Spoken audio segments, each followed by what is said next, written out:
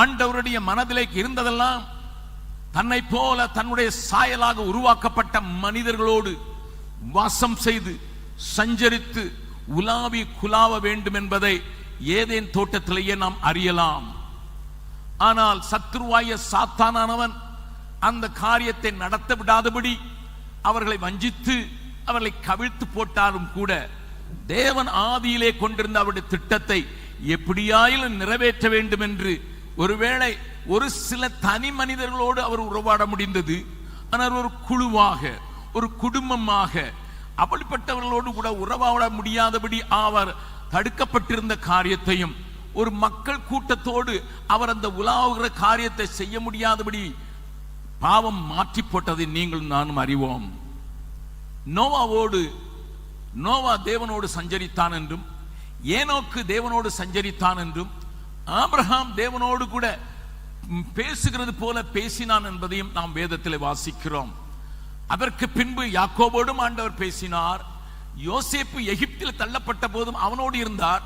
ஆனால் இன்னமும் அவருடைய கனவு ஒரு மக்கள் கூட்டத்தின் மத்தியில் நான் உலாவி அவள் மத்தியில் வாசம் பண்ண வேண்டும் என்பது அவருடைய இருதயத்தில் ஆழத்தில் இருந்த திட்டத்தை தான் ஆண்டவர் பின்னதாக அது சபையாக மாறிவிட வேண்டும் என்று சொல்லி சபையின் மத்தியிலே நான் உலாவுவேன் என்று பரிசுத்தத்தை காத்துக் கொள்வதற்கு ஆண்டவர் 2 கொரிந்தியர் 6வது அதிகாரத்தில் சொல்லி மனிதர்கள் மத்தியிலே ஆண்டவருடைய வாசஸ்தலம் இருக்கிறது என்று செய்த காரியத்தை நமக்கு எழுதி கொடுத்திருக்கிறார்.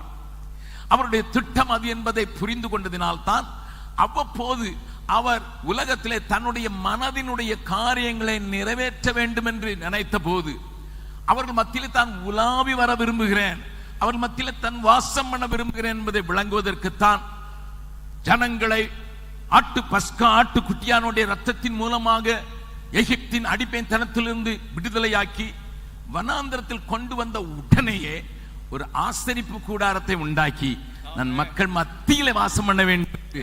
4 பக்கத்திலேயும் 12 கோத்திரத்தையும் கூடாரங்கள் போடவிட்டு அவர்கள் மத்தியிலே வாசம் பண்ணுவதற்கு ஒரு பரிசுத்த ஸ்தலத்தை உண்டாக்குவாயாக என்று யாத்ராகமங்களின் புஸ்தகம் 25வது அதிகாரத்தின் முதல் 2 வசனங்களை வாசிக்கலாம். அப்பொழுது புரிந்து கொள்ளலாம். யாத்ராகமம் 25வது அதிகாரம் முதல் 2 வசனங்களையும் அதற்கு பின்னதாக 8வது வசனத்தையும் கர்த்தர் மோசேயை நோக்கி இஸ்ரவேல் புத்திரர் எனக்கு காணிக்கையை கொண்டு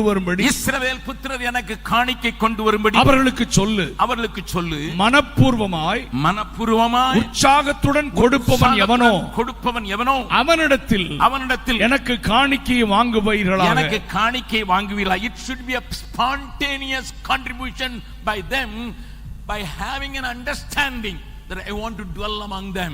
Amen. அவர்கள் மத்தியிலே நான் வாசம் பண்ண விரும்புகிறேன் என்பதை அவர்கள் புரிந்து கொண்டால் தன்னிச்சையாக தானாகவே இயக்கப்பட்டவர்களாக உற்சாகத்தோடும் மனப்பூர்வமாயும் என்னோடு கூட அவர்கள் பங்கு பெற வேண்டும் என்று ஆண்டவர் ஆரம்பித்து 8வது வசனத்தில் அவர்கள் நடுவிலே நான் வாசம் பண்ண எனக்கு ஒரு பரிசுத்த ஸ்தலத்தை உண்டாக்குவார்களாக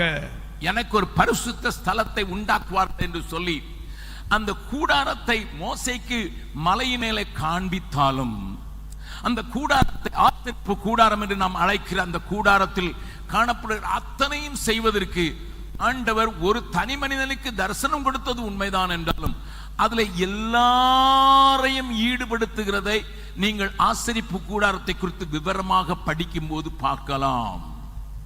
அதைத்தான் மார்ட்டின் லூத்தர் தன்னுடைய புரட்சியான காரியத்தை வெளியிடும் போது சொன்ன ஒரு காரியம் 1 பேதுரு 2வது அதிகாரத்தின் 9வது வசனத்திலே ஆண்டவருக்குள் வந்து ரட்சிக்கப்பட்டிருக்கிற அனைத்து பிள்ளைகளும் பரிசுத்த ஆசாரிய கூட்டமே. There is no laity and lay people என்கிற அந்த பிரிவினையை அவர் உலகத்துக்கு சுட்டி காண்பித்ததினால் தான் இன்றைக்கு நம்மை புராட்டஸ்டன்ட் என்று அழைக்கிறார்கள். காரணம் என்ன? அதுல எல்லாருக்கும் பங்கு, எல்லாரும் அதுல முக்கியமாக இரத்தத்தினால மீட்கப்பட்டவர்கள் மாத்திரமல்ல, உற்சாகத்தோடு மனப்பூர்வமாய் தங்களை ஒப்புக் கொடுத்தவர்கள் பங்கேற்க வேண்டும் என்பதை ஆண்டவர் அந்த திட்டத்தை மோசேக்கு கொடுக்கும் முன்னதாகவே தெளிவாக சொல்லிவிட்டு தான் மற்ற காரியங்களை விளக்குகிறதை நீங்கள் பார்க்கலாம். இன்றைக்கும் அதே ஆண்டவர் அப்படியேத்தான் அந்த திட்டத்தை நிறைவேற்றுவதற்கு பல காரியங்களை செய்யும் போது பலவிதமான மக்களை, பலவிதமான தொழில் செய்கிறவர்களை, பலவிதமான காரியங்களில் ஈடுபட்டுகிறவர்களை உபயோகப்படுத்துகிறார் என்பதை நான் பழைய ஏற்பாட்டில் 3 காரியங்களை சொல்லி இன்றைக்கு வாசித்த வேத பகுதியில் இருந்து ஒரு காரியத்தை உங்களுக்கு விளங்க பண்ணி குறிப்பிட்ட நேரத்துக்கு முடிப்பதற்கு நான் முயற்சி செய்கிறேன். அந்த பழைய ஏற்பாட்டில் ஆசரிப்பு கூடாரத்தை செய்வதற்கு யாரையெல்லாம் ஈடுபடுத்துகிறார் என்பதை கொஞ்சம் பாருங்கள். 35வது அதிகாரம், யாத்ராகமம் 35வது அதிகாரம். அங்கே முதல் வசனங்களிலிருந்து நீங்கள் வாசித்து நீங்கள் அறிந்து கொள்ள வேண்டிய ஒரு பெரிய காரியத்தை நான் உங்களுக்கு காண்பித்துக் கொடுக்கிறேன். எல்லா வசனத்தை வாசிக்க நேரம் இல்லாதனால எனக்கு நேராக நாம்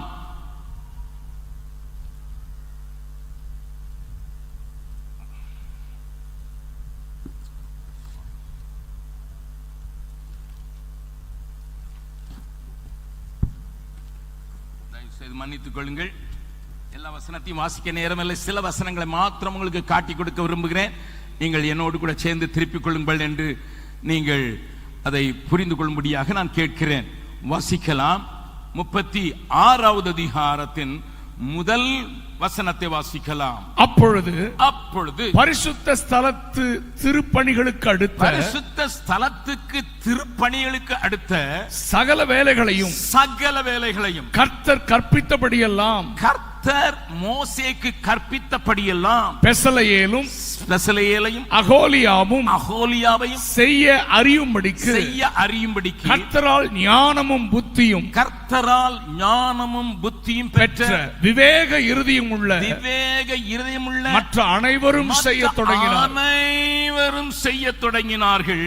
பெசலெயேலையும் அகோலியாவையும் கர்த்தரால் ஞானம் அடைந்து அந்த வேலைகளை செய்ய வரும்படி தங்கள் இருதயத்தில் எழுப்புதல் அடைந்த ஞான இருதயத்தாராகிய எல்லாரையும் மோசே வரவழைத்தான். கர்த்தருடைய பரிசுத்த நாமத்துக்கு ஸ்தோத்திரம். It is not a single man's job. It is a job of everyone என்பதை நீங்களும் நானும் அழுத்தமாக மனதிலே பழித்துக் கொள்ள வேண்டிய அவசியம் உண்டு. அருமையான தேவனுடைய பிள்ளைகளே, மோசே கண்ட தரிசனத்தை தன்னுடைய எண்ணங்களிலே, தன்னுடைய சிந்தையிலே டவுன்லோட் பண்ணுவதற்கு ஆண்டவர் பெசலியேலுக்கும் அகோலியாவுக்கும் ஞானமுள்ள இருதயத்தை கொடுத்தது மாத்திரமல்ல, ஆண்டவருடைய ஆவியானவர் தொட்டு யாரையெல்லாம் ஞானமடைய செய்தாரோ அவர்கள் எல்லாரும் சுய பிரயாசத்தோடு கூட மனப்பூர்வமாய் அந்த கூடார வேலையில் ஈடுபட்டார்கள் என்பதை காண்பித்துக் கொடுக்கிறது மாத்திரமல்ல, அதில் ஆண்களுக்கும் பெண்களுக்கும் அதில் பங்குண்டு என்பதை அங்கே தொடர்ந்து வருகிற வசனங்களில் நீங்கள் வாசிக்கலாம். 38வது அதிகாரத்தின் 8வது வசனத்தை வாசிக்கலாம். யாத்ராகமம் 38. ஆசரிப்பு கூடாரத்தின் வாசலில் கூட்டம் கூட்டமாய் கூடின ஸ்திரீகளின் தர்ப்பணங்களாலே கொடுக்கப்படாத அளவுக்கு கூட்டம் கூட்டமாக கூடின ஸ்திரீகளின் தர்ப்பணங்கள் சொன்னால் நம்முடைய கைகளிலே கொடுக்கப்பட்ட கண்ணாடி மிரர் என்று சொல்கிற அந்த வார்த்தையை தான் பழைய தமிழ் மொழியிலே தர்ப்பணங்கள் என்று எழுதியிருக்கிறது. அந்த நாட்களிலே கண்ணாடி கண்டுபிடிக்கப்படவில்லை. ஆகினால் வெண்கலத்தை பாலிஷ் செய்து அதில் தான் பெண்கள் தங்களை சிங்காரித்துக் கொண்டார்கள். அவைகளை கொண்டு வெண்கல தொட்டியையும் அதன் வெண்கல பாதத்தையும் உண்டாக்கினான்.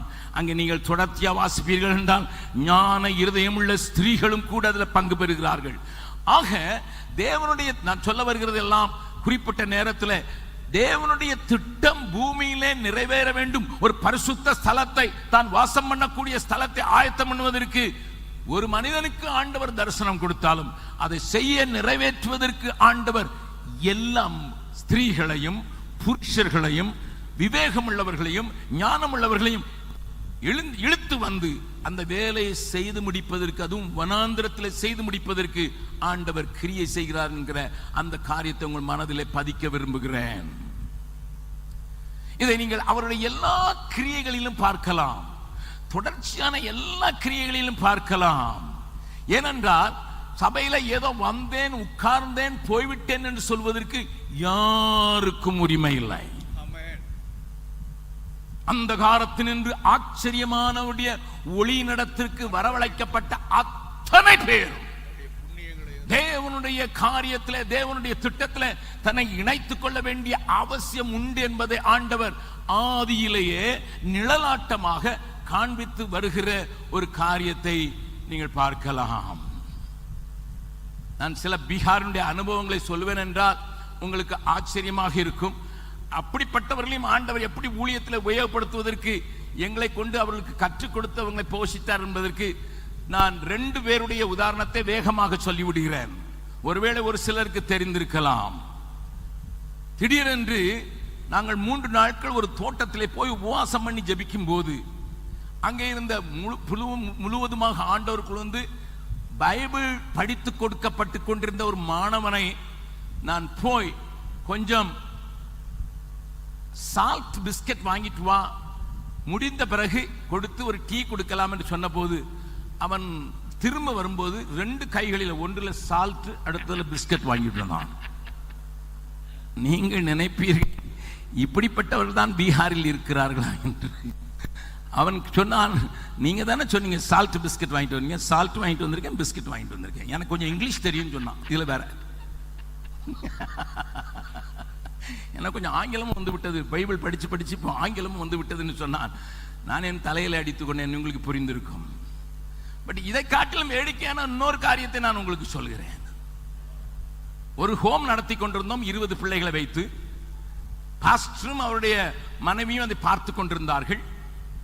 அன்றைக்கு அந்த பிள்ளைகளுக்கு திடீரென்று சமைத்து போட்டுக் கொண்டிருந்த ஒருவன் வேலையாள், அவன் திடீரென்று என்னுடைய உறவினர், நெருங்கிய உறவினர் இறந்து போனார்கள், நான் போய்த்தான் ஆக வேண்டும், 4 நாட்கள் கழித்துத்தான் வருவேன் என்று சொல்லிவிட்டு அவன் புறப்பட்டு போய்விட்டான்.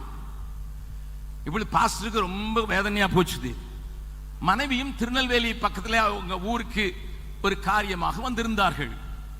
இப்பொழுது நான் போதக வேலையை செய்வதா, பிள்ளைகளை கவனித்து அவர்களுக்கு நான் சமைப்பித்து கொடுப்பதா என்கிற அந்த குழப்பத்திலே அவர்கள் இருக்கும்போது உட்கார்ந்து ஜெபம் பண்ணி கொண்டிருக்க, ஆண்டவரே யாரையாவது ஒருத்தரை அனுப்பும், எனக்கு கொஞ்சம் உதவி செய்யறதுக்கு என்று சொல்லி ஜெபம் பண்ணி கொண்டிருக்கும் போது திடீர்னு ஒரு மனிதன், ஐயா 3 நாளாச்சு சாப்பிட்டு, எனக்கு சாப்பாட்டுக்கு ஏதாவது ஒரு வேலை கொடுத்தீங்கன்னா எனக்கு சாப்பாடு போடுங்க, அந்த வேலைக்கு தகுந்தாலும் சொன்ன போது ஆண்டவரே அந்த மனுஷனை அனுப்பி விட்டார் என்று சொல்லி சோத்திரம் பண்ணு, உனக்கு நல்லா சமைக்க தெரியுமா, பிள்ளைங்க சுட்டி பிள்ளைங்க சுத்தமா சமைக்கணும், எல்லாவற்றையும் சுத்தமா செய்யணும் அப்படின்னு அவர் கொஞ்சம் அவனுக்கு இன்ஸ்ட்ரக்ஷன் கொடுத்து விட்டு ஒரு 2.5 கிலோ அரிசியை கொடுத்து, நீ முதலாவது எனக்கு ரைஸை சமைத்து காட்டு, அப்பொழுது நான் தெரிந்து கொள்வேன் உனக்கு சமைக்க தெரியும் என்று சொன்ன போது அவன் வாங்கி கொண்டு போனான். அவனுக்கு கிச்சனை காட்டினார். அங்கே ஒரு ஹேண்ட் பம்ப் இருந்தது, ஹேண்ட் பம்பை காட்டினார். இங்கே வந்து மறுபடியும் அவர் மற்ற வேலைகளை கண்டுபிடித்து ஆளையே காணவில்லையே என்று நினைத்து 1.5 மணி நேரம் கழித்து அவர் ஒருவேளை பசியா இருக்கிறதுன்னு சொன்னான். 2.5 கிலோ அரிசி கொடுத்தோம், வீட்டுக்கு கொண்டு போய் விட்டான் போல என்று நினைத்து வந்து பார்க்கும்போது அவன் இன்னமும் அந்த அரிசியை கழுவி கொண்டிருந்தான். நீங்க கேட்பீங்க, அவர் கேட்டார், என்னையா அரிசியை நல்லா கழுவி போடணும்னு சொன்னதுக்கு இங்கே நின்றுட்டு 1.5 மணி நேரமா ஆயிடுச்சு. அவன் என்ன சொன்னான் தெரியுமா, நீங்க தானே சொன்னீங்க நல்லா சுத்தமா செய்யணும்ட்டு, அதனால அரிசி கழுவுறதுக்கு சர்ஃப் பவுடரை போட்டு அங்க இருந்துச்சு. நான் நன்றாக கழுவி, நான் அதை கழுவி கொண்டிருக்கேன், அதில் இருக்கிற சோப்பு போக மாட்டேன் என்கிறது, அதனால் தான் பிந்தி விட்டதுன்னு சொன்னானே பார்க்க வேண்டும். அந்த மனிதனை இங்கே சொல்வதற்கு காரணம், இங்க இருக்கிற தாழ்வு மனப்பான்மை உள்ளவர்கள், நான் ஆண்டவருக்கு உபயோகப்படவே மாட்டேன் என்று சொல்லுகிறவர்களையும் தேவன் தேடி வந்திருக்கார் என்பதற்காக அந்த உதாரணத்தை நான் சொல்லுகிறேன். நடந்ததை கவனியுங்கள். அன்றைக்கு அது வியாழக்கிழமை, எப்படியோ சமயத்து பிள்ளைகளுக்கு கொடுத்து விட்டான். அடுத்த நாள் வெள்ளிக்கிழமை ஒரு உபவாச கூட்டம். உபவாச கூட்டத்தில் அது ஒரு விடுதலையின் கூட்டமாக இருந்தபடினால அந்த அவன் சமைத்து விட்டு, இவனுக்கு இதுவரைக்கும் கிறிஸ்து என்றால் யார் என்று தெரியாது, கிறிஸ்தவத்தை குறித்து ஒன்றும் தெரியாது, சர்ச் என்றால் என்ன என்று தெரியாது, கூட்டங்கள் என்றால் என்ன தெரியாது. அவனும் வந்து பின்னாலே உட்கார்ந்திருக்கிறான் சமைத்து முடித்து விட்டு. அப்ப கூட்டம் முடிந்து வந்தவர்களுக்கு கை வைத்து அங்கே இருக்கிற பிசாசுகளை இயேசுவின் நாமத்தில் போயிட்டால் போகிறது பார்த்தவன அவனுக்கு ரொம்ப ஆச்சரியம் போச்சு. இதென்ன மந்திரம் போடுறாரு, இயேசுவின் நாமத்தில் அங்கிறார், பிசாசு ஓடிடுது. நல்ல சுகமாகாம வந்தவங்க எல்லாம் நல்ல சுகமாகிறாங்களேன்னு அவனுக்கு ஒரு பெரிய ஆச்சரியம். இந்த மந்திரத்தை நான் சொன்னால் பலிக்குமா என்று யோசிக்க ஆரம்பித்து விட்டான். இன்றைக்கு நீங்கள் வந்து பார்த்தீங்கன்னா எங்களுடைய ஒரு சிற்றாலயம் இருக்கிறது. அதை அடுத்த காம்பவுண்டில் அங்கே கவர்மெண்ட் ஹாஸ்பிட்டல் இருக்கிறது. அதுல டிவி வார்டு இருக்கிறது. இவனுக்கு அடுத்த நாள் சனிக்கிழமை காலையில் 10 மணிக்கெல்லாம் வேலையை முடித்து விட்டு இந்த மந்திரம் கிரியை செய்கிறதா என்று நான் பார்க்க போகிறேன் என்று சொல்லி அந்த காம்பவுண்ட் வாளை தாண்டி விழுந்து அங்கே டிபி ஹாஸ்பிட்டலுக்கு போனா ஒரே ஒரு பேஷண்ட் 6 டியூப் மாட்டிக்கொண்டு அங்கே படுத்திருக்கிறான். நர்ஸும் இல்லை, டாக்டரும் இல்லை. இவன் பார்த்தான் இதுதான் சரியான சந்தர்ப்பம் என்று போய் அவன் மேல கை வைத்து இயேசுவின் நாமத்தில் அப்படின்னு அவனுக்குள்ள ஒரு மின்சார சக்தி வந்து அவன் 6 டியூபோட எழுந்து ஓட ஆரம்பிச்சுட்டான்.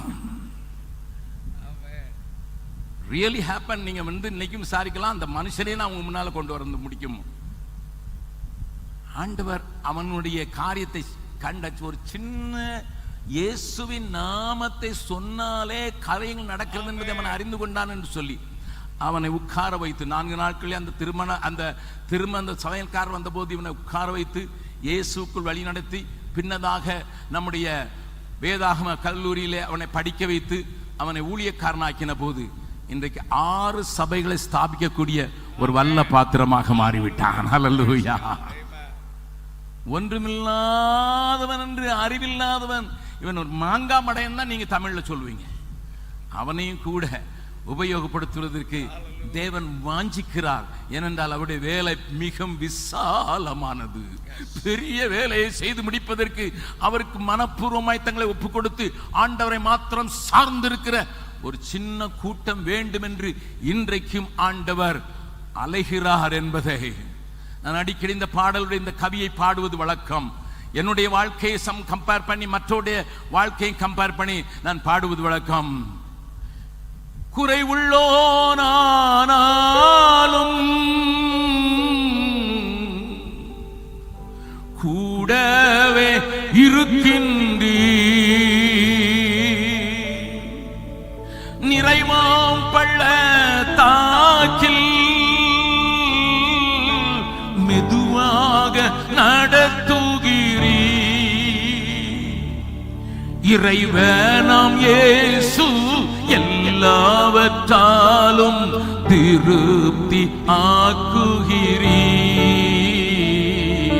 திருப்தி ஆக்குகிறீ. ஓஹோ இயேசு உமதன்பு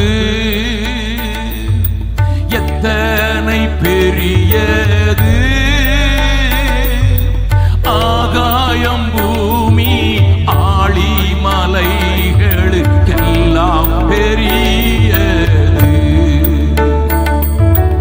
ஆகாயம் பூமி ஆழி மலைகளுக்கெல்லாம் பெரியது. ஓஹோ இயேசு உமதன்பு தேவனுடைய வீட்டில் சித்தப்படி துதிப்பே, ஏக இதயமுடனே என்றும் அதை மதிப்பே, ஆராதிக்க அருகரம் இயேசு. அல்லேலூயா ஆமென், அல்லேலூயா ஆமென். ஓஹோ இயேசு உமதன்பு எத்தனை பெரியது, ஆகாயம் பூமி ஆழி மலைகளுக்கெல்லாம் பெரியது, ஆகாயம் பூமி ஆழி மலைகளுக்கெல்லாம் பெரியது. எத்தனை குறையுள்ளவனானாலும் அவரை மாத்திரம் அறிந்து கொண்டது மாத்திரமல்ல, அவருக்கு அர்ப்பணித்து மனப்பூர்வமாய் தன்னை தருகிற எந்த மனுஷனையும். சகோதரன் வெஸ்லி மேக்ஸ்வெல் சொல்லும்போது சொன்னார், எந்த மனுஷனையும் பிரகாசிப்பிக்கிற மெய்யான ஒளியாம் அவர். இங்க வந்திருக்கிற ஒருவர் கூட அதிலே தப்பினவர்கள் அல்ல. இந்த நான் சொன்ன அந்த பீகார் மனிதனை போல ஒருவேளை அத்தனையான அறிவில்லாமல் யாரும் இங்கே இல்லை. ஆண்டவர் உங்களையும் தன்னுடைய திட்டத்தோடு இணைத்து எப்படியாயிலும் ஒரு பரிசுத்த ஸ்தலத்தை இந்த பூமியில ஒரு வாசம் பண்ணுவதற்கு உண்டாக்குவதற்கு தேவன் உங்களை தெரிந்து கொண்டிருக்கிறார் என்பதை மறந்து போகாதீர்கள். இரண்டாவது ஒரு சம்பவத்தையும் காண்கிறேன். கானான் தேசத்தில் வந்து குடியிருந்தவர்கள் அங்கே ஆண்டவருக்கு விரோதமாக பொல்லாப்பு செய்ய ஆரம்பித்ததினால கானானிய ராஜாவாகிய யாபீனுடைய கையிலே அந்த ஜனத்தை ஆண்டவர் விற்று போடுகிறார். அவருடைய சேனை தளபதியாயிருக்கிற சிசரா 900 இருப்பு ரதங்களுக்கு தலைவனாக இருக்கிறான். அப்படிப்பட்ட ஒரு சூழ்நிலையிலே ஆண்டவர் அங்கே பாராக் தெபோராள் என்கிற 2 பேரை எழுப்பி ஜனத்தை கூட்டுவிப்பதற்கு இதே காரியத்தை ஆண்டவர் செய்கிறார். வாசிக்கலாம். நியாயாதிபதிகளின் புஸ்தகம் 5வது அதிகாரம். நியாயாதிபதிகளின் புஸ்தகம் 5வது அதிகாரத்தில் இதே வார்த்தையை ஆண்டவர் அங்கே சொல்கிறதை கொஞ்சம் பாருங்கள். 9வது வசனம். ஜனங்களுக்குள்ளே தங்களை மனப்பூர்வமாய் ஒப்புக்கொடுத்த இஸ்ரவேலின் அதிபதிகளை என் இருதயம் நாடுகிறது. கர்த்தரை ஸ்தோத்திரியுங்கள். அந்த யாரெல்லாம் யுத்தத்திலே கலந்து கொண்டு அந்த சிஸ்ராவனுடைய தலையை உடைத்து போட்டார்கள், அவனுடைய சேனையை மடங்கடித்தார்கள், தேவ திட்டத்தை நிறைவேற்றுவதற்கு அதில் யாரெல்லாம் கை கொடுத்தார்கள் என்ற அந்த வரிசையை நீங்கள் பார்ப்பீர்கள் என்றால் அங்கே ஒரு காரியம் இருக்கும். 14வது வசனத்தின் பின்பகுதி, 5வது அதிகாரத்தின் 14வது வசனத்தின் பின்பகுதி. மாகீரிலிருந்து அதிபதிகளும் செபலோனிலிருந்து எழுதுகோலை பிடிக்கிறவர்களும் இறங்கி வந்தார்கள். கிளர்க் என்று சொல்லுவோம், எழுதுகோலை பிடிக்கிறவர்கள். செபலோனிலிருந்து எழுதுகோலை பிடிக்கிறவர்களும் இறங்கி வந்து சேர்ந்து கொண்டார்கள் என்று அங்கே அதை அடுக்கிக் கொண்டு போகிறாள் தெபோராள். இன்றைக்கு ஆண்டவர் எந்த நிலையில் நீங்கள் இருந்தாலும் சரி, நீங்கள் யாராக இருந்தாலும் சரி, எந்த வேலையை செய்கிறவர்களாக இருந்தாலும் சரி, தேவன் செய்ய நினைக்கிற காரியத்தை செய்வதற்கு ஆண்டவர் உங்களையும் இணைத்துக் கொள்வதற்கு வாஞ்சை உள்ளவராயிருக்கிறார் என்றால் வேலை பெரியது. மறுபடியும் அதே அதிகாரத்தில் நீங்கள் பார்ப்பீர்கள் என்றால் அந்த சிசராவை கொன்று போட்டது 4வது அதிகாரத்தில் சொல்லப்பட்டிருக்கிறது.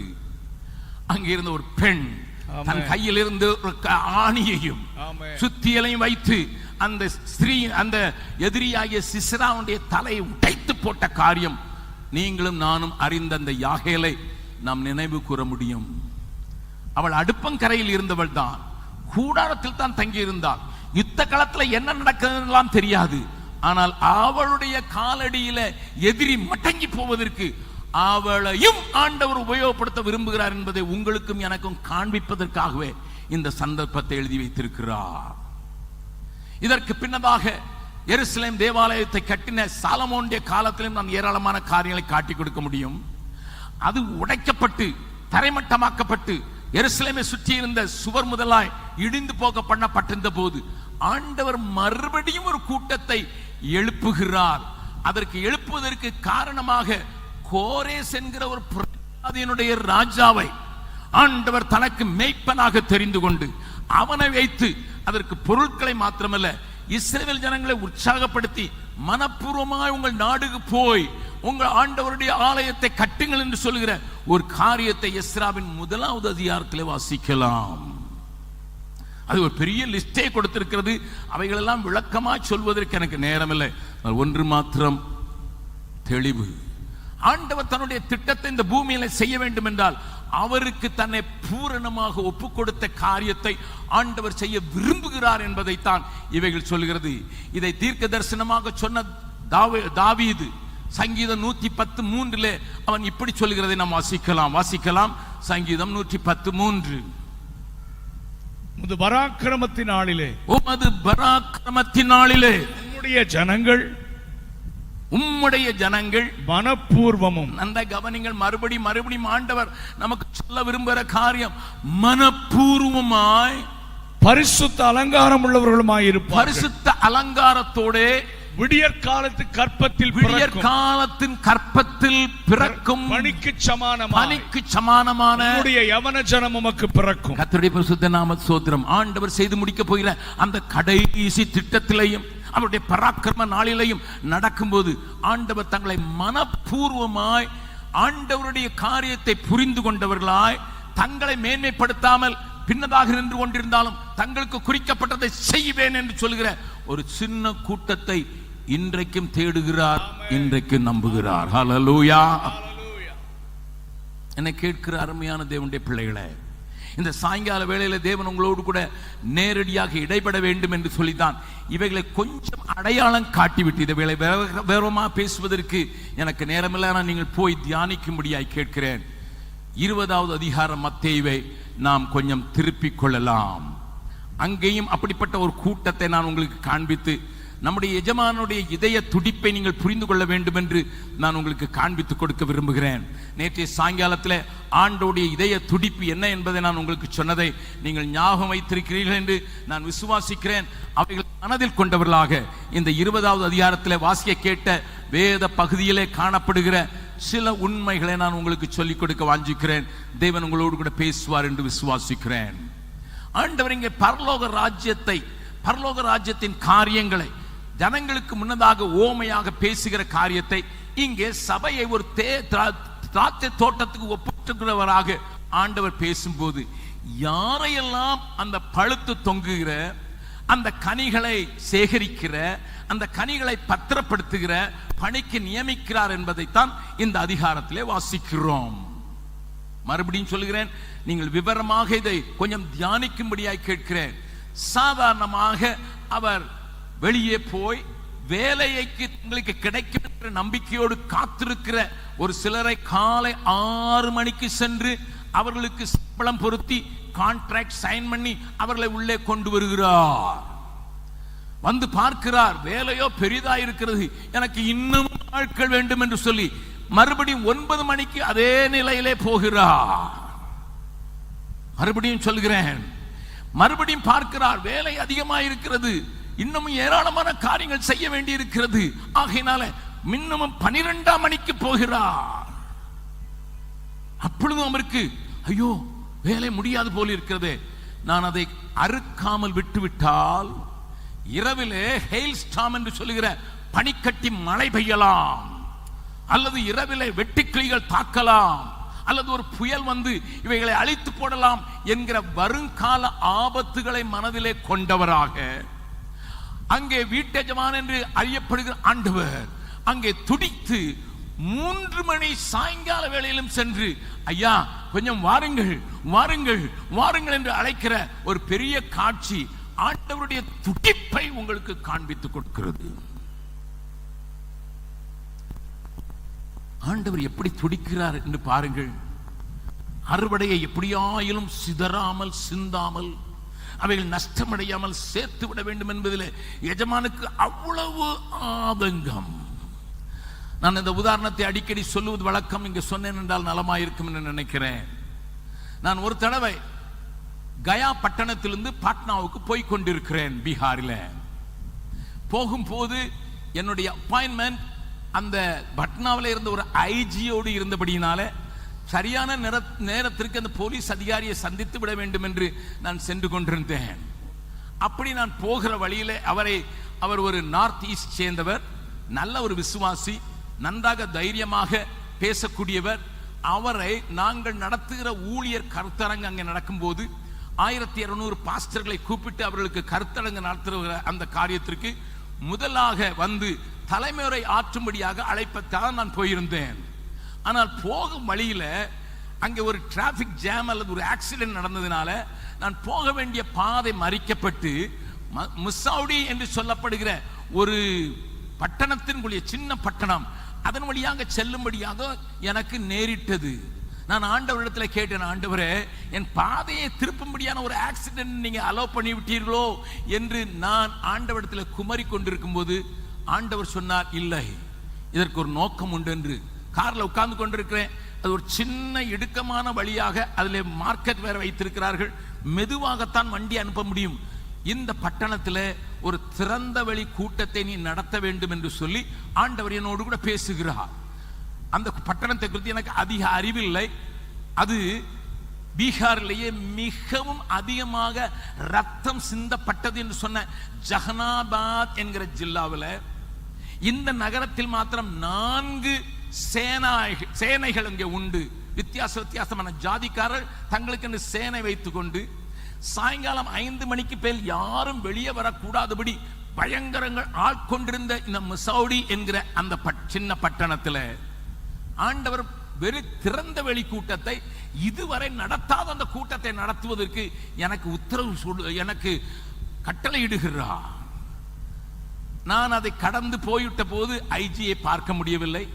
என்னுடைய தலைவர், ஊழிய தலைவர் பாட்னாவில் இருந்தவற்றை பேசி, பரவாயில்ல அவரை பார்க்க முடியல, நீங்க பார்த்து பேசிங்க, நான் சொன்னேன்னு சொல்லுங்க, ஆனா ஒண்ணு மட்டும் செய்யுங்க, அந்த பட்டணத்தில் நம்ம ஒரு 4 நாட்கள் திறந்த வழி மைதானத்தில் நம்ம கூட்டம் செய்ய போகிறோம். அவர் சொன்னார், அண்ணே அந்த ஊரை பற்றி உங்களுக்கு தெரியாதா, அங்க 5 மணிக்கு மேல ஆட்கள் வெளியே வர மாட்டாங்க, அங்க 4 சேனைகளுடைய ஹெட் குவார்டர்ஸ் இருக்கிறது, ஒருவரோடு ஒரு சண்டையிட்டுக் கொள்வார்கள், கொலைகளுக்கு அங்க கொஞ்சமும் பஞ்சமும் இல்லை, நம்முடைய கூட்டங்களை சாயங்காலம் நடத்துகிறது, அப்படிப்பட்ட நேரத்தில் எப்படி இங்க நடத்துவது என்று அவர் என்னிடத்தில் பொறுமை கொண்டிருந்தார். நான் சொன்னேன், தம்பி எனக்கு அந்த ஊரை பற்றி அதிகம் தெரியாது, உங்களுக்கு தெரியும், ஏன்னா அந்த பகுதியில் ஊழியம் செய்கிறீர்கள், ஆனால் ஒன்று மட்டும் எனக்கு தெரியும், தேவன் நிச்சயமாக என்னை இந்த காரியத்தை செய்யும்படியாக கட்டளையிட்டார் என்று சொன்னேன். அப்பொழுது அவர், நான் ஐஜி இடத்துல பேசுகிறேன் என்று சொல்லிவிட்டு நான் வீட்டுக்கு திரும்பி விட்டேன். அவர் ஐஜியை சந்தித்த போது ஐஜி சொல்லியிருக்கிறார், அந்த ஊர்ல போய் கூட்டம் போட போறீங்களா, இதுவரைக்கு வாழ்க்கையிலே அல்லது வரலாற்றிலே நடக்காத அந்த ஊர்லயே போய் கூட்டம் போட போகிறீர்கள் என்று அவர் கேட்டுவிட்டு, ஆனால் உங்க அண்ணன் சொன்னா கேட்க மாட்டாரு, அவர் மேல இருந்து சத்தம் வந்ததுன்னா எப்படியா தனியா நின்று கூட பிரசங்கம் பண்ணுவாரு, அவர் தைரியமான ஆளு தானே, அதனால நான் ஒன்று செய்கிறேன், எனக்கு அந்த நாட்களில் டெல்லியில் போலீஸ் அஃபீஷியல்ஸுடைய கான்ஃபரன்ஸ் இருக்கிறது, ஆகினால என் மனைவி அந்த கூட்டங்களுக்கு நான் ரெகுலராக அனுப்புகிறேன். அப்பொழுது அவளுக்கு ஒரு ஜெட் பாதுகாப்பு உண்டு, அந்த பாதுகாப்பு வளையத்துக்குள்ளே நீங்களும் போய் கூட்டத்தை நடத்துங்கள் என்று சொல்லிவிட்டார். ஆக ஆண்டவர் வழி திறந்த வித்தியாசமானது. இப்பொழுது கூட்டங்களுக்கு ஆயத்தம் பண்ணி நோட்டீஸ்கள் எல்லாம் அடித்து ஆயிற்று. நான் என்ன சொல்ல விரும்புகிறேன் என்றால், ஆண்டவருடைய துடிப்பை நீங்கள் புரிந்து கொள்ள வேண்டும் என்று. ஆண்டவர் செய்கிற வாரியங்கள் அவருடைய நெஞ்சத்திலிருந்து புறப்படுகிற வார்த்தைக்கு மாத்திரம் நீங்களும் நானும் கீழ்ப்படிய கற்றுக்கொண்டோம் என்றால், அவருடைய துடிப்பை புரிந்து கொண்டோம் என்றால், நீங்கள் அவருடைய கேலண்டரிலே வேலை செய்ய ஆரம்பித்து விட்டால் கர்த்தர் எந்த காரியத்தையும் செய்வது தடைபடாது என்று வெஸ்லி சொன்ன வார்த்தைகளை மறுபடியும் சொல்லுகிறேன். நடந்தது என்ன தெரியுமா, அந்த பட்டணத்திலே அதே நாளிலே நாங்கள் காந்தி மைதானம் என்று சொல்கிற ஒரு மைதானத்தை ஒழுங்கு செய்திருந்தோம். ஒரு கிட்டத்தட்ட 300 அடி தூரத்தில் இன்னொரு ஹைஸ்கூல் மைதானம் இருந்தது. அதே மைதானத்தில் அயோத்தியாவில் இருக்கிற சாஸ்திரிகளை கூப்பிட்டு அங்கே ஒரு பெரிய உபன்யாசம் நடத்துவதற்கு மாற்று மதத்தினர் அங்கே ஒழுங்கு செய்து, நம்மை போலவே நோட்டீஸ் அடித்து, நம்முடைய கலரிலே நோட்டீஸ் அடித்து 25 கிலோமீட்டர் சுற்றளவுக்கு பெரிய பிரசங்கங்களை பிரச்சாரங்களை செய்ய ஆரம்பித்து விட்டார்கள். அங்கே இருக்கிற தலைவர் எனக்கு மறுபடியும் ஃபோன் பண்ணார், அண்ணே நம்ம டேட்டை மாற்றி வச்சுக்கலாமா, இந்த நாளும் அந்த நாளும் ஒன்றா இருக்குது, இருக்கிறவங்களே இங்கே ஒரு கிறிஸ்தவன் கிடையாது, இந்த ஊர்லேயும் கிடையாது, இந்த பகுதிகளிலே கிடையாது, ஒரு கிறிஸ்தவன் இல்லாத ஊரில் கூட்டம் நடத்த போகிறோம், நம்ம கூட்டங்கள் இதனால நடத்துகிற செலவெல்லாம் வீணாகிடும், நீங்கள் கொஞ்சம் யோசித்து சொல்லுங்க. ஐஜி பெர்மிஷன் கொடுத்துட்டாரு, உண்மைதான், ஆனால் நீங்கள் கொஞ்சம் யோசிச்சு. நான் சொன்னேன், கர்த்தர் சொல்ல காரியத்தை ஆண்டவரை செய்து முடிப்பார். தம்பி வெஸ்லி சொன்னது போல ஆண்டவர் சொன்ன காரியத்தை பாதாளத்தின் வாசல்கள் மேற்கொள்வது இல்லை என்கிற தைரியத்தோடு கூட நான் சொன்னபடி என்னுடைய சகோதரர் செய்தார்கள். நாங்கள் முதல் நாள் கூட்டம் போடும் போது ஒரு பெரிய கூட்டம் 8000 பேர் முதல் நாளில் வந்து விட்டார்கள். என்ன என்று கேட்டான், இவர்களெல்லாம் அந்த கூட்டத்துக்கு வந்தவர்கள், பாட்டு சத்தம் இந்த கூட்டத்தில் வந்தவனால இங்கே வந்து உட்கார்ந்து கொண்டார்கள். முன் வரிசையில் 2 சாதுக்கள் உட்கார்ந்து ஜால்ராக்களை வயல் வைத்து நான் பாட்டு நடத்தும் போது அவர்களும் சேர்ந்து பாடுகிறார்கள். இங்க பெல் இருக்கிறார், இந்த ஊரை சேர்ந்தவர்கிட்ட கேட்டு பாருங்கள். அது எங்களுக்கே ஆச்சரியமா இருந்தது. அந்த கூட்டங்கள் முடிந்த பிறகு நான் சாதுக்கள் இடத்துல போனேன், ஐயா இங்க இல்லையா உங்க கூட்டம், இங்க தானே சத்தியம் இருக்கு, அங்க என்ன இருக்கு, மண்ணா இருக்குது அப்படின்னு சொல்லிவிட்டாருங்க. இன்றைக்கு அந்த ஊர்ல 7 சபைகள் செயல்படுகிறதை நீங்கள் வந்து பார்க்கலாம், இன்றைக்கு வந்து பார்க்கலாம். ஏனென்றால் அந்த கொலைகார ஊரில் கிரிமினல்கள் உண்டையாடி கொண்டிருந்த இடங்களிலே இன்றைக்கு சத்திய வேதம் வந்ததினால நான் அதற்கு பிறகு சில மாதங்கள் பிறகு ஒரு வயோதிபர் என் கைகளை முத்தமிட்டு, ஐயா வெளிச்சத்தை கண்டுபிடித்ததுனால எங்க பகுதிகளில் இப்ப ராத்திரி 12 மணிக்கு போதா கூட ஒருவரும் எங்களை தொடுவதில்லை, உங்கள் ஆண்டவர் உண்மையாய் ராஜரீகம் பண்ணுகிறார் என்று ஒரு பெரியவருடைய வாயிலிருந்து வந்த வார்த்தைகள். இன்றைக்கு அவரும் விசுவாசியா இருக்கிறார். நான் உங்களை உங்களுக்கு அவருக்கு அறிமுகம் செய்ய முடியும். எதற்கு சொல்கிறேன் என்றால், எத்தனை தடைகளும் எத்தனை விரோதங்களும் எத்தனை சுற்று சூழ்நிலை சரியில்லை என்றாலும் ஆண்டவர் இந்த வேலையை, ஏனென்றால் அன்றைக்கு நாங்கள் செய்திராமல் இருப்போமானால் அங்கே ஒரு 106 பேரை கொலை செய்வதற்கான ஒரு திட்டம் நிறைவேறி இருக்கும். 106 பேரை எழுதி வைத்து அவர்கள் கொலை செய்வதற்கு திட்டம் பண்ணியிருந்த அந்த திட்டத்தை உடைத்தெறிந்து இன்றைக்கு சமாதானம் உள்ள ஒரு சின்ன பட்டணமாக ஆண்டவர் அதை மாற்றி இருக்கிறார். நான் எதற்கு சொல்கிறேன் என்றால், ஆண்டவர் காணாமல் போனவர்களை குறித்தும் இதுவரை அறியாதவர்களை குறித்தும் எப்படியாவது அவருடைய ராஜ்யத்திற்கு வந்துவிட வேண்டும் என்பதை குறித்தும் மிகவும் துடிப்புள்ளவராக உங்களையும் என்னையும் செயல்படுத்துவதற்கு ஈடுபடுத்த விரும்புகிறவராய் இருக்கிறார் என்பதை நீங்கள் புரிந்து கொள்வதற்காக இந்த உதாரணத்தை சொல்லுவேன். ஏதோ சாதனையாய் சாதித்து விட்டோம் என்று சொல்லவில்லை, ஆனால் இதை செய்து முடிப்பதற்கு கர்த்தர் கிரியை செய்தார் என்பதை நான் உங்களுக்கு நினைப்பூட்ட விரும்புகிறேன். ஆனால் இப்பொழுது இந்த வீட்டெஜமானுக்கு நேராக கவனத்தை செலுப்புங்கள். சாயங்காலம் 5 மணி ஆகிறது. அவன் இப்பொழுதும் போகிறான். ஆண்டவருடைய அன்பு துடிப்பை நான் இங்கேதான் பார்க்கிறேன். 1 மணி நேரம் தான் இருக்கிறது. இதற்குள் என்ன வேலை நடந்துவிடும்? ஒன்றும் சேதமாகிவிடக் கூடாது என்பதில் கவனமாயிருக்கிற ஆண்டவர் தனக்கு ஒரு பெரிய நஷ்டம் காரியத்தை செய்ய வேண்டும் என்று 20வது அதிகாரத்தின் 6வது வசனத்திலிருந்து வாசிக்கலாம். 11ஆம் மணி வேளையிலும் 11ஆம் மணி வேளையிலும் அவன் போய் சும்மா நிற்கிற வேறு சிலரை கண்டு, சும்மா நிற்கிற வேறு சிலரை கண்டு, நீங்கள் பகல் முழுவதும் இங்கே சும்மா நிற்கிறது என்ன என்று கேட்டார். சும்மா நிற்கிறது என்ன என்று கேட்டார். அதற்கு அவர்கள் ஒருவரும் எங்களுக்கு வேலையிடவில்லை என்றார். ஒருவரும் எங்களுக்கு வேலையிடவில்லை. நன்றாய் கவனிங்கள். Nobody asked us because we are so weak. நாங்க பலவீனமானவங்க, எங்களுக்கு அவ்வளவு கடினமான வேலையை செய்ய முடியுமா இல்லையான்னு அவங்க சந்தேகப்பட்டதுனால நாங்களும் காலையில இருந்து வெயிட் பண்ணோம். ஒருத்தர் கூட எங்க மேல கண்களை வைக்கவில்லை, ஒருத்தர் எங்களுக்கு வேலை கொடுக்கல. சும்மா நிக்கிறோம் சொல்கிற அந்த சும்மா நிற்கிற அவர்களையும் கூட பலவீனர்களாய் மற்றவர்கள் வேண்டாம் என்று தள்ளிவிட்டவர்கள் இங்கே நிற்கிறவர்களை கூட அறுவடைக்கு எஜமான் அவளை இழுத்துக் கொள்ளும்படியாக, அவளை சேர்த்துக் கொள்ளும்படியாக கேட்கிற காரியத்தை மனதின் ஆழத்திலிருந்து ஆண்டவர் சொல்லிக் கொடுக்கும் போது அது உங்களை பார்த்தே இருக்கலாம். இதுவரை ஆண்டவருடைய தோட்டத்தில் ஒன்றையும் செய்யாத யாராயிலும் இங்கே இருப்பீர்கள் என்றால் ஆண்டவர் உங்களோடும் பேசுகிறார். பெரிய அறுவடை ஒன்று காத்திருக்கிறது. எப்பொழுதும் போல ஒரு சத்தம் தொனிக்கிறது, அறுவடை மிகுதி, ஆளோ இல்லை. What is your responsibility for that? கர்த்தர் உங்கள் முன்னதாக நின்று, இதுவரைக்கும் நீ ஒன்றும் செய்யவில்லை என்று எனக்கு தெரியும், இதுவரை நீ இருந்து விட்டாய் என்று எனக்கு தெரியும், ஆனால் உன்னையும் என்னுடைய திட்டத்தோடு ஈடுபடுத்திக் கொள்வது மாத்திரமல்ல, 12 மணி நேரம் வேலை செய்த அவருடைய ஸ்தானத்திலே உனக்கு கூலி கொடுப்பதற்கும் நான் தயாளனாய் இருக்கிறேன் என்று சொல்கிற ஒரு நல்ல ஆண்டவர் இந்த ஆராதனையில கடந்து வருகிறார். அதுதான் அவருடைய கம்ப்ளைண்ட். 12 மணி நேரம் நாங்கள் பகலெல்லாம் நாங்கள் கருத்தாய் வெயிலிலே நாங்கள் வேலை செய்தோம். இப்பொழுது வந்த இவர்களுக்கு எங்களை சமமாக்கினீரே. ஒரு உன்னத அழைப்பையும் அதோடு கூட தன்னுடைய வேலையின் அவசரத்தை உணர்ந்தவராக ஆண்டவர் உங்களையும் உங்கள் பிள்ளைகளையும் உங்களுடைய காரியங்களையும் எப்படியாயிலும் தேவனுடைய காரியத்தில் நீங்கள் இணைத்துக் கொள்ள வேண்டும் என்கிற துடிப்புள்ளவராக உங்கள் முன்னதாக வந்து கேட்கிறார். Come work in my வினியார்ட்.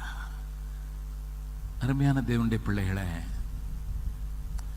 நான் அநேக சாட்சிகளை சொல்ல முடியும். முதல் முறையாக சுவிசேஷம் கேட்டவருடைய மனநிலையும் அவருடைய செயல்பாடுகளை நான் சொல்லவேன் என்றால் இந்த ராத்திரி முழுவதும் சொல்லிக் கொண்டிருக்கலாம். நேபாளை ஒட்டின ஒரு பகுதி உண்டு. லவனியா என்ற அந்த இடத்திற்கு பெயர்.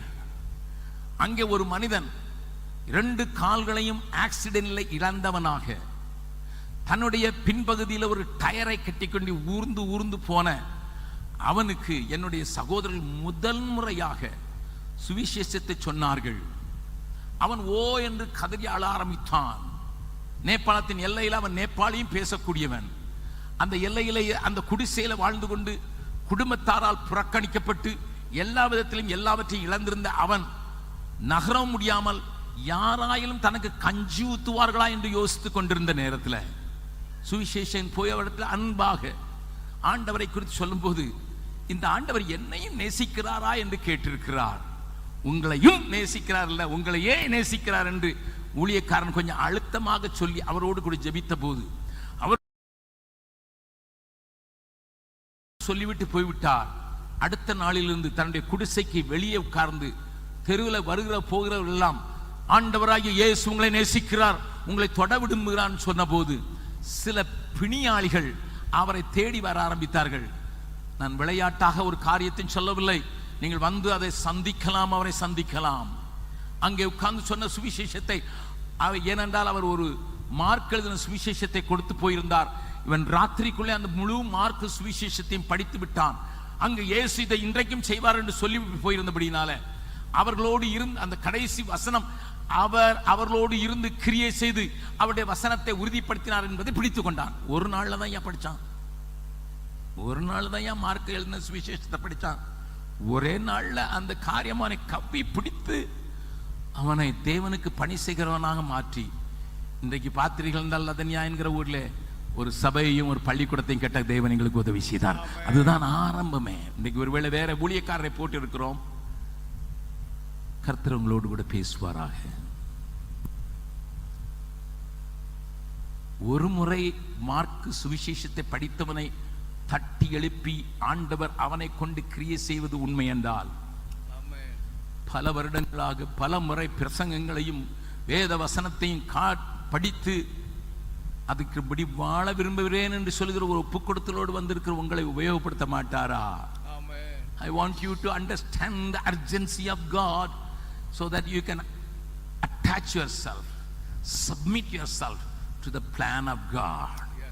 தேவனுடைய திட்டத்தை நிறைவேற்றுவதற்கு இதோ நான் வருகிறேன் என்று சொல்கிற ஒரு சின்ன கூட்டத்தை ஆண்டவர் இங்கேயும் எழுதி பார்க்கிறார். இந்த 3 நாட்களில் அதை குறித்து நீங்கள் தொடர்ச்சியாக கேள்விப்பட்டு வரும்போது உங்களுக்குள்ள ஒரு பெரிய எதிரொலி ஒழித்துக் கொண்டே இருக்கும் என்று நான் நம்புகிறேன். ஆவியானவர் அந்த கிரியை செய்வார் என்று நான் நம்புகிறேன். கர்த்தருடைய பரிசுத்த நாமத்துக்கு ஸ்தோத்திரம். அருமையான தேவனுடைய பிள்ளைகளே, நீங்கள் எங்கே ஆராதனையிலே கலந்து கொள்ளவர்களாக இருந்தாலும் சத்துருவின் வாசல்களை மிதிப்பதற்கு தேவன் உங்களை ஒரு ஆசீர்வாத வசனத்தோடு கூட ஆரம்பித்து அதை உறுதிப்படுத்துவதற்காக இந்த சாயங்காலத்தில் உங்களோடு கூட பேசி வந்திருக்கிறார். உன் சந்ததியார் சத்துருக்களின் வாசல்களை மிதிப்பார்கள் என்று சொல்கிற அந்த காரியத்தை தேவன் உங்கள் மூலமாக கூடி வந்திருக்க ஒவ்வொருவரும் மூலமாக, என்னை கேட்கிற ஒவ்வொருவர் மூலமாக, வெளியேயும் டிவியிலையும் கேட்கிறவர் மக்கள் மூலமாக செய்ய விரும்புகிறார். உங்கள் பங்கு என்ன? உங்கள் பங்கு என்ன? ஒரே ஒரு சின்ன சாட்சியை மாத்திரம் சொல்லி முடிக்கிறேன். நான் சென்னைக்கு போயிருக்கும் போது என்னை பார்க்கிறதற்கு ஒரு அம்மா மிகவும் விரும்பினார்கள் என்று சொல்லி அவர்களை கூட்டிக் கொண்டு வந்தார்கள். மெலிந்த தேகம், கண்ணங்கள், உடம்பு எல்லாம் ஒட்டி போயிருந்த நிலையில வந்து, பிரதர் உங்க கூட்டத்துக்கு வந்திருந்தேன், இந்த நிலைமையில நான் பீகாருக்கு வர முடியாது, ஆனா ஆண்டவருக்கு ஏதாவது செய்ய முடியும்னுட்டு நான் நம்பிக்கை கொண்டு நான் வீட்டில் போய், ஆண்டவரே நான் ஒரு ஏழை, ஒரு சினிமாவிலே வேலை பார்க்கிறவர் எனக்கு அடைக்கலம் தந்தபோது என்னுடைய தம்பிக்கும் என்னுடைய சகோதரிக்கும் வாழ்வு வந்து விட்டு அவர்களை படிக்க வைத்து விடுவார் என்கிற நோக்கத்தில் அவருடைய உதவியை நான் ஏற்றுக்கொண்டேன். என்றால் வீட்டிலே ஒரே நாளிலே என்னுடைய தாயும் தகப்பனும் கொல்லப்பட்டார்கள், கொலை செய்யப்பட்டார்கள். திருநெல்வேலி மாவட்டத்தை சேர்ந்த நான் இங்கே இருந்தால் குடும்பத்தை காலி பண்ணி விடுவார்கள் என்று பயந்து அந்த நேரத்தில் இருந்த என்னுடைய தம்பியையும் என்னுடைய தங்கையையும் கூட்டிக் கொண்டு இருந்த கொஞ்சம் பணத்தையும் எடுத்துக்கொண்டு ட்ரெயினிலே வந்து எக்மோர் ஸ்டேஷனிலே உட்கார்ந்திருந்தோம். எங்களுக்கு எங்கே போவதென்று தெரியாது. ஒருவருடைய அட்ரஸும் எங்களுக்கு கிடையாது. ஒருவருடைய காரியத்தை நாங்கள் அறிய மாட்டோம். எங்களுக்கு உறவினரும் சென்னை பட்டணத்தில் இருந்ததாக எங்களுக்கு நினைவில்லை. ஒருவேளை இருந்திருக்கலாம். அப்படி நாங்கள் உட்கார்ந்து ஏதோ அங்கு கிடைக்கிற பன்னை வாங்கி சாப்பிட்டு கொண்டு டீயை குடித்து கொண்டு உட்கார்ந்திருக்கும் போது நாங்கள் பல மணி நேரமாக அந்த பெஞ்சில் உட்கார்ந்ததை ஒரு மனிதன் பார்த்தார். அவர் வந்து பக்கத்தில் கேட்டார், ஏம்மா எங்க போனோம், நீங்க எதுக்கு இங்க உட்கார்ந்துருக்கீங்க, எத்தனை மணியா இங்க உட்கார்ந்துருக்கீங்க என்று அவர் கேட்ட போது நாங்கள் எங்களை அறியாமல், எங்களுக்கு யாரையும் தெரியாது, ஊரை விட்டு பயந்து ஓடி வந்து விட்டோம். எங்கள் தாய் தகப்பன் 2 பேரும் ஒரே நாளிலே கொலை செய்யப்பட்டு விட்டார்கள். குடும்பத்தையே கருவறைத்து விடுவார்கள் என்கிறதுனால பயந்து. அப்பொழுது எனக்கு வயது வெறும் 19 மாத்திரமே. என்னுடைய தங்கையும் தம்பி என்னை காட்டிலும் சின்னவர்கள். அவர் எங்கள் மேல பரிதாபப்பட்டு உடனடியாக ஒரு சின்ன வீட்டை எங்களுக்கு வாடகைக்கு எடுத்து அங்கே குடியேற்ற பண்ணி எனக்கு ஒரு ஹோட்டல் ரிசப்ஷனிஸ்டாக என்னை சேர்த்து என்னை வாழ வைத்து எங்களை ஒவ்வொரு நாளும் வந்து விசாரித்து போனார். அவர் சினிமாவில் இருக்கிறார் என்று எனக்கு தெரியாது. அந்த மனிதன் அப்படி வந்து அன்பு பாராட்டி என் தம்பியும் தங்கையும் நன்றாக படித்து அவர்களுக்கு திருமணம் செய்து போன பின்பு அவர் இப்பொழுது கேட்டார், நீ தனியாகத்தானே இருக்கிறாய், நான் உன்னை திருமணம் செய்யலாமா என்று. அது எனக்கு ஒரு பெரிய ஷாக்காக இருந்தது. அதுவரைக்கும் அவரை நான் தொடவும் விட்டதில்லை. ஆனால் அவர் கேட்ட கேள்வியும் அவர் எனக்கு காண்பித்த அன்பும் என்னை கவர்ந்தெழுத்ததினால் நான் அவளுக்கு மனைவியானேன். எனக்கு தெரியாது நான் 2வது மனைவி என்று. அவர் திடீரென்று 6 மாதங்களுக்கு முன்னதாக, இறக்கும் முன்னதாக, நான் உனக்கு ஒன்றையுமே வைத்து போக முடியாது, அவருக்கு வியாதி வந்து அவர் இறந்து படுக்கையில் இருக்கும்போது நான் இயேசுவையும் அறியாதவளாக இருந்தேன். கிறிஸ்தவ குடும்பத்தில் பிறந்திருந்தோம், ஆனால் பேர் கிறிஸ்தவளாக வாழ்ந்து வந்தேன். அந்த நேரத்தில் உங்களுடைய கூட்டங்களில் தான் ஆண்டவரை ஏற்றுக்கொண்டேன். அவர் எனக்கு வைத்து போனது ஒரு சின்ன வீடும் முன்னால ஒரு சின்ன நிலமும், அவ்வளவுதான். 20க்கு 10 அடி கொண்ட ஒரு முற்றம், பின்னதாக வீடு. நான் உண்மையான ஒரு சம்பவத்தை உங்களோடு கூட பேசிக் கொண்டிருக்கிறேன். இப்படிப்பட்டவர்களை ஏராளமாய் சந்தித்ததினால் தான் அந்த துடிப்போடு கூட நான் பேசுகிறேன். அவர் சொன்னால், உங்கள் கூட்டத்தில் நான் ஆண்டவரை ஏற்றுக்கொண்டேன், மறுபடியும் ஆண்டவருக்குள் எப்படியாயிலும் என்னை தத்தம் செய்துவிட வேண்டும் என்று துடியாய் துடித்து ஆண்டவருக்கு எதையாலும் செய்துவிட வேண்டும் என்கிற நிலையில தனியனாக என் தங்கையும் தம்பியும் வேறு இடத்துக்கு போய்விட்டார்கள். அவர்கள் என்னை குறித்து கவலைப்படவில்லை. அவருடைய வாழ்க்கை போதும் என்று போய்விட்டார்கள். தனித்து விடப்பட்டிருந்த என்னை ஒரு மனிதன் தனக்காக்கி இந்த காரியத்தை கொடுத்திருக்கிறார் என்று சொல்லி ஆண்டவரிடத்தில் நான் முழங்கால் நின்று உங்கள் கூட்டங்கள் முடிந்த 3ஆம் நாளில் கண்ணீரோடு கூட ஜெபித்த போது, ஆண்டவரே, என்னிடத்தில் ஒன்றுமில்லை, சரீரத்தில் பலன் இல்லை. அந்த சகோதரனோடு கூட போய் அங்கே இருக்கிற பணிவிடையாளியாக மற்றவர்களுக்கு கால்களை கழுவி கொண்டாது இருந்து விடுப்பேன், ஆனால் அதற்கு பலன் இல்லை. அந்த அங்கு உள்ள சுயதர்ஷன நிலையினுடைய ஏற்ற தாழ்வி நிமித்தம் நான் என்ன செய்ய முடியும் என்று கேட்டபோது அவர்கள் சொன்ன வார்த்தை அப்படியே சொல்கிறேன் உங்களுக்கு. அவர்கள் அது கடிதமாகவே எழுதி கொடுத்திருந்தார்கள். உன் வீட்டு முற்றத்தில் பூக்களை பயிரிட்டு அதில் வருகிற வருமானத்தை நீ வைத்து என்னுடைய ஊழிய பணியை தாங்கலாமே என்று சொன்ன வார்த்தை ஆண்டவர் பேசினார். அதுவரைக்கும் சும்மா இருந்த அந்த 20க்கு 10 நிலத்துல பூக்களுடைய விதைகளை வாங்கி அதை நட்டு அதில் வருகிற பூக்களை பறித்து நல்ல பலனை கொடுத்ததுனால விற்று அந்த பணத்தை தான் மாசம் மாசம் உங்களுக்கு மணி ஆர்டர்ல அனுப்பிக்கிட்டு இருக்கேன். இங்க வந்திருக்கிறீர்கள் என்று கேட்டபோது நான் உங்களை நேரடியாக பார்த்து நான் உங்கள் கையில கொடுக்க வேண்டும் என்று சொல்லி என்னுடைய கதைகளை சொல்வது மாத்திரமல்ல, நான் இருக்கிற அந்த சின்ன வீட்டையும் அந்த நிலத்தையும் நான் இருக்கும் வரையே இருப்பேன், அதுக்கு பிறகு நீங்கள் எடுத்துக்கொள்ளுங்கள் என்று சொல்ல வந்தேன் என்று பத்திரத்தோடு என்னிடத்தில் வந்திருந்தார்கள். நான் அவர்களை பார்த்து ஆச்சரியப்பட்ட பக்கம் ஒரு பக்கம் நடுங்கினேன்.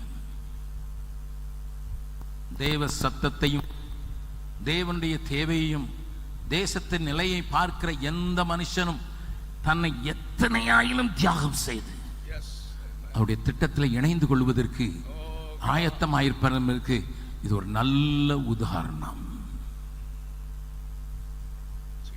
என்னை கேட்கிறவர்களே, நான் ஒரு பாடலை பாடினேன் பல வருடங்களுக்கு முன்னதாக. அறுப்பு மிகுதியாளோ இல்லை, வெறுப்பில் அலையும் மாந்தர் மிகுதி. அறுப்பு மிகுதியாளோ இல்லை, வெறுப்பில் அலையும் மாந்தர் மிகுதி. நீ நைத்து புலம்பி அலைந்து தேடு, நீ நைத்து புலம்பி அலைந்து தேடு. செயல்பட்டால் என்றே மகிழுவாய் அன்றே, செயல்பட்டால் என்றே மகிழுவாய் அன்றே. விசுவாசியே நினைத்து பார், நிலைப்பவைகளை நாடு, நித்திய ஜீவன் பெற. விசுவாசியே நினைத்து பார், நிலைப்பவைகளை நாடு, நித்திய ஜீவன் பெற. நீ போகவிடில் யார் போவார், இப்போதில்லாவிடில் எப்போ. நீ போகவிடில் யார் போவார், இப்போதில்லாவிடில் எப்போ. கணக்கு கேட்பார் என்ன செய்வாய், கணக்கு கேட்பார் என்ன செய்வாய். கண்ணீர் வீடுவாயோ கர்த்தரை கண்டு, கண்ணீர் வீடுவாயோ கர்த்தரை கண்டு. விசுவாசியே நினைத்து பார், நிலைப்பவைகளை நாடு, நித்திய ஜீவன் பெற. வருகையின் நாள் சமீபமே, வல்லமை தேவன் வெளிப்படவே. வருகையின் நாள் சமீபமே, வல்லமை தேவன் வெளிப்படவே. பூமி அழியும் பூதலம் எரியும், பூமி அழியும் பூதலம் எரியும். சேர்த்திட்ட பொக்கிஷம் யாருக்கு சேரும், சேர்த்திட்ட பொக்கிஷம் யாருக்கு சேரும். எல்லாரும் கண்களை மூடலாம். ஏதோ பாட்டுக்காக நான் பாடவில்லை, ஆண்டவருடைய உள்ள துடிப்பை நீங்கள் புரிந்து கொள்ள வேண்டும் என்பதற்காக. சில பலவீனர்கள், ஆகாதவர்கள், அடிக்கப்பட்டவர்கள், நொறுக்கப்பட்டவர்கள், வாழ்க்கையில ஒரு நம்பிக்கையும் இல்லாதவர்கள் கூட தேவனுடைய இருதயத்தை புரிந்து கொண்ட போது தங்களை எப்படியாயும் ஈடுபடுத்திக் கொள்ள வேண்டும் என்று ஈடுபட்ட அந்த காரியத்தை தான் நான் உங்களுக்கு சில எக்ஸாம்பிளாக, உதாரணமாக சொன்னேன். ஒருவேளை நீங்கள் எனக்கு வயதாகிவிட்டது என்று சொல்லலாம், என்னுடைய பிள்ளையை தருகிறேன் என்கிற எண்ணம் உங்களிடையே வரலாம். ஆண்டவருடைய பெரிய திட்டம் இந்த உலகளாவிய சுவிசேஷ பணிக்கு தன்னையும் தன்னுடைய குடும்பத்தையும் ஒப்புக் கொடுக்கிறவர்களை ஆண்டவர் இங்கே தேடி வந்திருக்கிறார். உங்கள் மத்தியில் அவர் உலாவி வருகிறது மாத்திரமல்ல, உங்களை அவர் செயல்படுத்துவதற்கு எப்படியோ உங்களை தட்டி விட்டு கொண்டிருக்கிறார் என்று நான் தைரியமாக சொல்லுவேன். எல்லாருடைய கண்கள் மூடி இருக்கும் போது, ஐயா தம்பி, ஆண்டவர் என்னோடு கூட இடைப்பட்டு இருக்கிறார், ஆண்டவருடைய மகத்தான அறுவடை திட்டத்தில் நான் ஈடுபடுத்திக் கொள்வதற்கு ஏதாவது ஒரு வழியை ஆண்டவர் எனக்கு காண்பிக்க வேண்டும் என்று சொல்லி நான் தேவனை தேட ஆரம்பிக்க போகிறேன் என்று சொல்கிறேன். மாத்திரம் நான் உங்களுக்காக ஜெபிக்க விரும்புகிறேன். வலது கையை தூக்கி உயர காண்பித்தால் இந்த கூட்டங்களினுடைய நோக்கம் நிறைவேறும் என்று நினைக்கிறேன். தைரியமாக நான் சிலருடைய கைகளை பார்க்கிறேன். ஆண்டவருக்கு சோத்திரம். சிலர் பயந்து கொண்டு பாதிதான் தூக்குகிறீர்கள் என்றாலும் தேவன் உங்களை இருதயத்தை பார்க்கிறபடியினால தேவ கரம் உங்களை தொட்டு தூக்கி எடுத்து உங்கள் வாஞ்சையை நிறைவேற்றுவதற்கும் உங்களுடைய ஆவலை பூர்த்தி பண்ணி மனப்பூர்வமாய் தங்களை ஒப்புக் கொடுக்கிற ஒரு யவன ஜனம் இங்கேயும் பிறக்கும். கையை கீழே போட்டுக் கொள்ளுங்கள்.